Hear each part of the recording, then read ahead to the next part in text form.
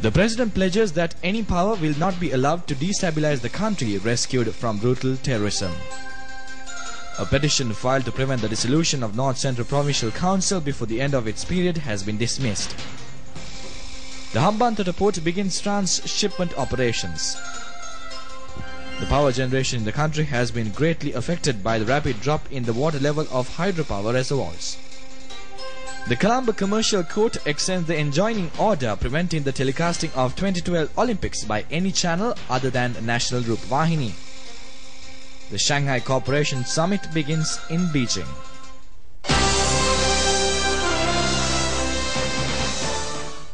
On to the main stories now. President Mahinda Rajapaksa says that any power will not be allowed to destabilize the country rescued from brutal terrorism. He points out that his sole intention is to transform Sri Lanka to a super country in the world, making any commitment towards this end. The president made his observations when he addressed a meeting held in Park Lane, London, with the participation of a large number of Sri Lankan well-wishers for his tour of London. This report has been filed by Rupavahini special correspondent Mohan Karunaratne, who is now in London. Today was the final day of the Sri Lankan president's two-day tour of London. He arrived there to participate for the Diamond Jubilee celebrations of Queen Elizabeth II of UK. LTTE members in England had made an unsuccessful attempt to disrupt the Sri Lankan president's tour like the previous visit of President Rajapaksa. Several LTTE members staged a protest demonstration carrying placards with false slogans opposite the hotel, which provided accommodation facilities for the president.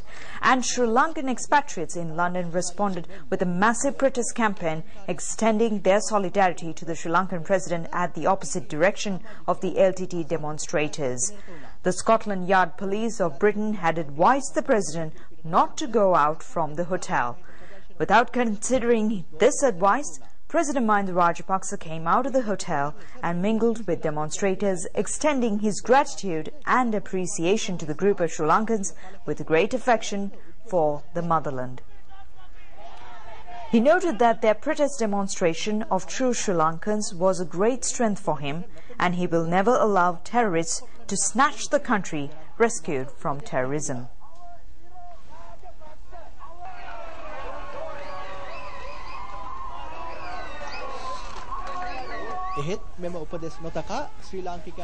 The president told them that he will make any sacrifice to protect the country for future generations.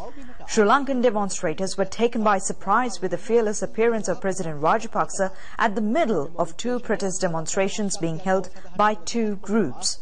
Sri Lankan supporters said that the president's bravery was a great strength for their true voice raised on behalf of the country. Tiger demonstrators were taken back at this moment as they were clueless in the face of true Sri Lankan protest campaign.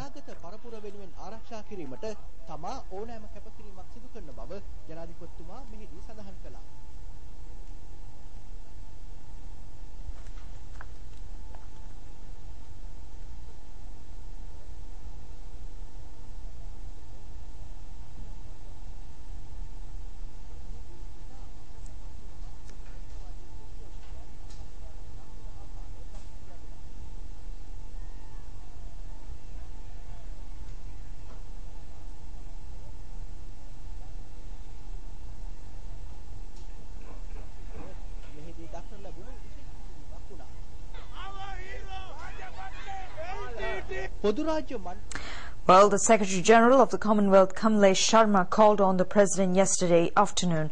He said that he will extend the fullest support to President's efforts on behalf of all Commonwealth countries.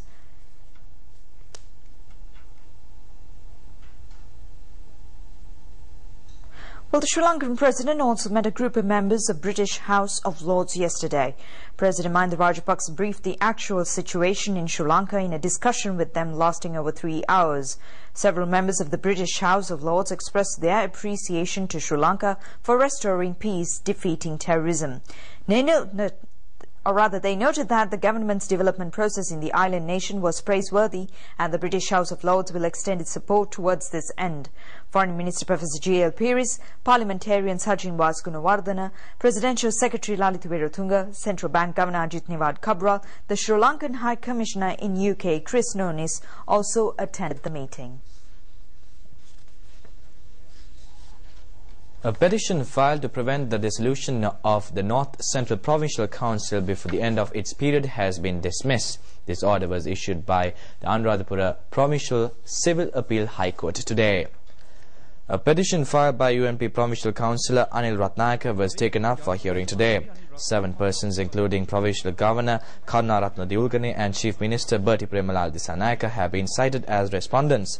A group of lawyers, including Attorney-at-Law Faiza Mustafa, on the instructions of Attorney-at-Law Mahesh Kottuwella, appeared for respondents. Attorney-at-Law Faiza Mustafa said that the Governor has the power to dissolve the Provincial Council on the directions of the Chief Minister. The Magam Ruhunupura Mahinda Rajapaksa International Port enters into transshipment trade with the launching of imports and re-export operations.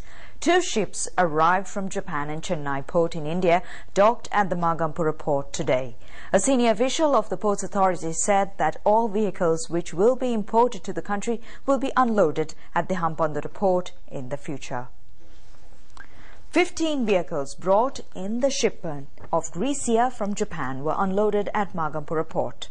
This ship, Asian Sun, bringing 989 vehicles from Chennai harbour in India, docked at Magampura Port, and these motorcars will be re-exported to Algeria by the ship Asian Legend on the 15th of this month. The chairman of the Sri Lanka Ports Authority, Dr. Priyanth Bandhu Wickrama, said that 1 million vehicles will be re-exported from the Magampura Port within the next 5 years. Deputy Minister Rohit Abe Gunawardena, Parliamentarian Nama Rajapaksa and several vehicle importers were also present on the occasion. The launching of vehicle handling at Magampura Port has been able to solve the problem of heavy congestion of ships at the Colombo Port. The Magam Ruhunupura Port has the facilities to park 6,000 vehicles at a time. Importers will be able to remove vehicles from port premises without paying additional charges. A 14-day grace period has been given for them to remove vehicles. The container handling will be launched at the port following the conclusion of the second stage construction work. The Colombo Commercial High Court today extended the enjoining order issued against the Asia Pacific Broadcasting Union till next Friday, restraining the telecasting of 2012 Olympic Games by any television channel, as the Rupavahini possessed the exclusive rights to telecast the event. The restraining order issued by the court suspending all pre-publicity and advertising campaigns in relation to the Olympic Games by MTV MBC Media Network has been extended till the 13th of this month.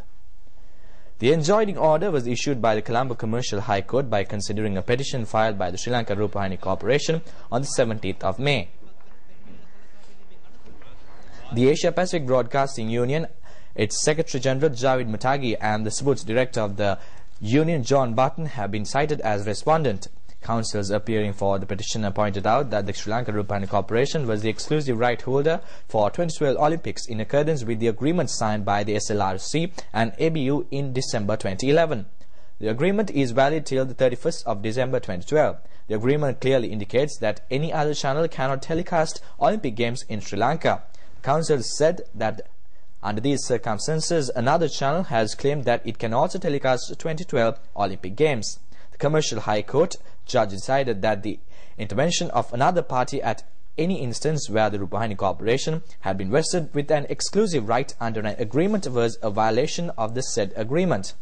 Accordingly, the judge had issued an enjoining order and an interim injunction against Asia Pacific Broadcasting Union, but the Sirasa Media Network continued its publicity and advertising campaign on Olympic Games. Sri Lanka Rupavahini Corporation filed a petition against this action of Sirasa Media Network. Considering this petition on the 23rd of May, the Commercial High Court issued an enjoining order restraining all publicity and advertising campaigns in relation to 2012 Olympic Games by the MBC and MTV Media Network. People worldwide were keen to witness the final transit of Venus, the rarest celestial phenomena. The Venus transit was clearly visible in various provinces in the island today, although there was cloudy condition at the inception. The transit of Venus, which began at 10:09 last night at Greenwich, was witnessed by the people at several places in the United States.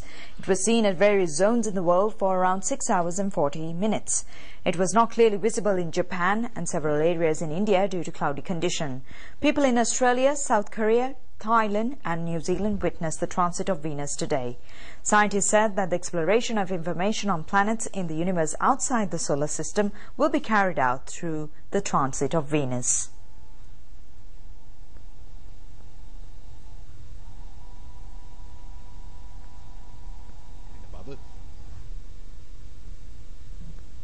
The director of Sri Lanka Planetarium, Priyanka Kurulagama, noted that NASA plans to identify as to whether there are other planets like the Earth, analyzing data obtained from the Kepler spacecraft and Hubble telescope using the data of the 2012 Venus transit. මේ වගේ පෘථුවිය වගේ ඒ වගේම පාෂාණ සහිත ග්‍රහලෝක තියෙනවද කියලා සොයා ගැනීමට මේ දත්තයන් ඔවුන් මහගු ලෙස උපයෝගී කර ගන්නවා. People in Sri Lanka paid a great interest in witnessing this rare phenomenon that can be seen twice in the lifetime of human being. Venus observation camps were organized at Nilavili Beach and Ampara in the eastern province, as well as the Colombo Planetarium premises. More stories coming up after a break.